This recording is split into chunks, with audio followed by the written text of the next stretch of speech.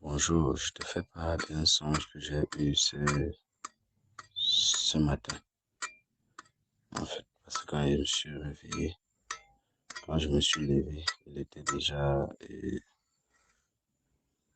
5 heures, 5 heures, environ de 5 heures du matin. Voilà. Dans ce songe, si on était à Japoma. En fait, c'était un peu... En même temps, je, je voyais on était avec tout le peuple. Le patin enseignait. Il donnait même des directives. En même temps, et on était seulement les conducteurs. Et il y avait quelque chose de particulier. En fait, il y avait une lumière qui brillait les lieux, de telle sorte que, en fait, moi, particulièrement, je ne parvenais pas à bien ouvrir les yeux pour voir. Donc, tellement que la lumière était éclatante, c'est avec cette lumière-là qui faisait que, en même temps, je nous voyais avec le peuple, en même temps, je voyais avec le conducteur. Bon, on était là subitement, je suis quitté de la maison pour aller en route. J'étais avec certains frères. Maintenant, je vais donc retourner. Je vois un gros lion blanc, tout blanc, sans tache. Gros comme ça. Gros, avec une taille, la taille, pour avoir la taille d'un enfant de 10 ans. Maintenant, le but du lion-ci, il empêchait les gens d'entrer.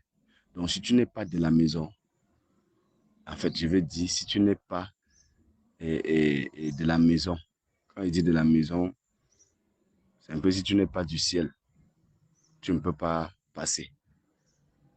Donc, lui, il faisait éloigner les gens. En fait, il effrayait les gens qui ne sont pas les nôtres, quoi. Voilà, c'est un peu ça. Il effrayait les gens qui n'étaient pas les nôtres. Et moi, comme je suis allé en route, je voulais entrer. En fait, il me frayait. En principe, il me frayait. Donc, il dérangeait. J'appelais donc Papa. Il dit à Papa, mais dis dis à celui que je suis de la maison, que ce qu'il est en train de faire là, moi, je ne comprends pas. En fait, il était quand même effrayant, mais il était tout blanc, sans tache. Quand il a donc fait comme ça, il a dit, ok, moi, je ne passe pas alors par la porte, par la montée principale. Je suis allé donc pour passer, comme on a nettoyé, de telle sorte qu'on passe par de l'autre côté là aussi. Mais voilà que je veux passer, il bondit donc sur moi. Donc, quand il bondit, il s'attendait peut-être que je fuis. Bon, je n'ai pas fui. Je l'ai donc attrapé comme ça. Donc, quand il a bondi, je l'ai donc attrapé comme ça. Il a commencé à me lécher la main, me lécher la main. Et je suis monté donc avec lui. Et je suis monté pour entrer avec lui.